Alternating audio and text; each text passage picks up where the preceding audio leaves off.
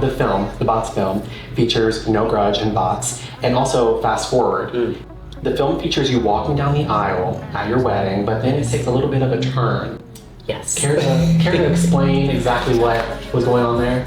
Wow. Well, you'll have to watch the full film to find everything, but we really wanted to touch on intergenerational trauma and how sometimes you have to break a chain of trauma in order to be anew, right? So the film itself takes place in two timelines. It takes place in 1967, and it also takes place in current day, 2025.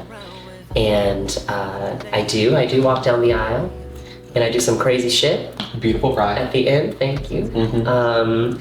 But I do think it was well deserved. What ends up happening, and we had a really fun time with it. And even though it's a very serious, heavy topic, yes, you know, I mean, we use the theme of infidelity, but really it is a much deeper topic or a deeper issue, I think, at hand. It's anything that you feel holds you from being who you're meant to be, and having sometimes to make the hard decision, and sometimes the impossible decision to remove that from your life in order to move forward. So at the end of the film, when you see me walk off into the void, I guess, you know, into that next phase, it really is symbolic of sometimes you needing to take that long, hard journey away from the thing that is harming you. So yeah, that is, we had so much fun. Those days of filming were something that will stick in my memory forever, and all of those who were a part of it. I'm sure it was so fun. Yeah, it was. I talked to a few people at the party who were at the filming, and they were just discussing how fun it was to be involved with it. I'm like, oh, I can only imagine. Yeah, it was a lot of work. People worked very hard and very long. Yes. And that day that we filmed the wedding scene, it was so hot. Oh. It must have been. Where did you say? A Win. We filmed this in June. Oh my God. So the first 2 weeks in June, we filmed the film. It was hot. It was very hot.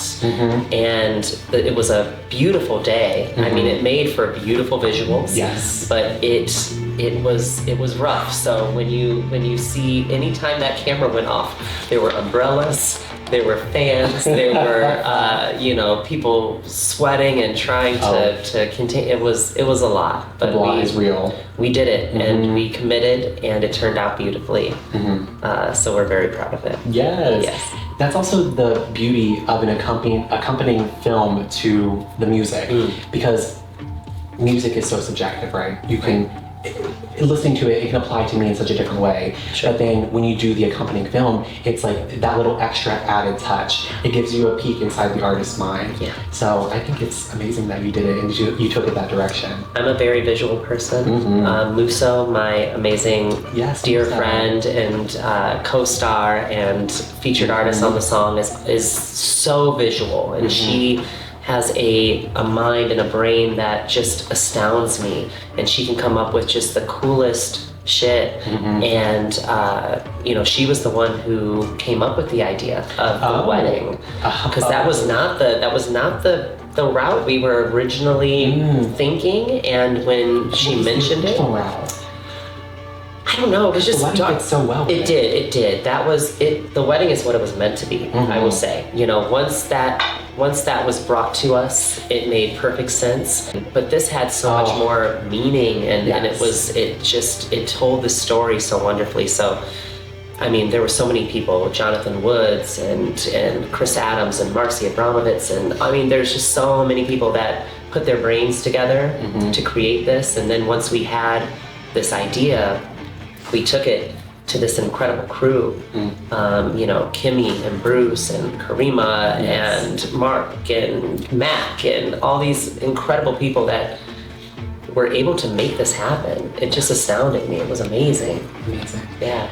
I have to say, you on top of, I think it was the piano. The piano. Oh my God. Can I talk to you about that? Because When you said you thought had a sexier direction, I was like, well, I feel like it was very sexy, actually. Girl, you're lucky I have knees. Still to this day.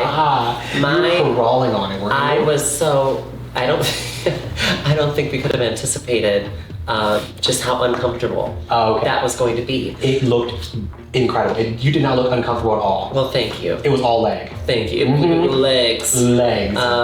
But yeah, well, first of all, when we finally got to that portion of the shoot, it must have been 1 a.m. in the morning. We started at like noon. No way. Earlier that day. We did not get to film that until about 1. I had to send the crew home because it had already been for them a 15-hour day.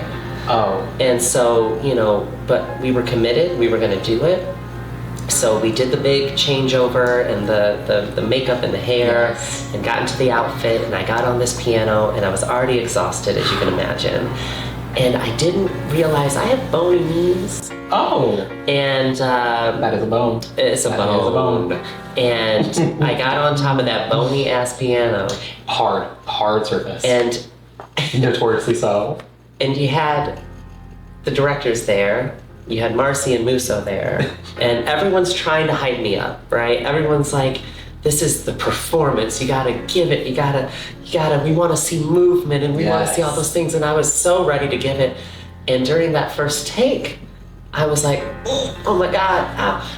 It hurt so much. By the time we finished filming that, my knees were purple. I was in pain for a good week after that, but it was worth it. It was beautiful. I mean, it turned out amazing. It was beautiful, but I do not suggest anyone getting on top of a piano with bare knees. Mm-hmm. I wish I had knee pads. If only. If only. Next time someone comes to you with an idea with your HBX, they're like, okay, I'm imagining me on top of a piano, and you're like, no.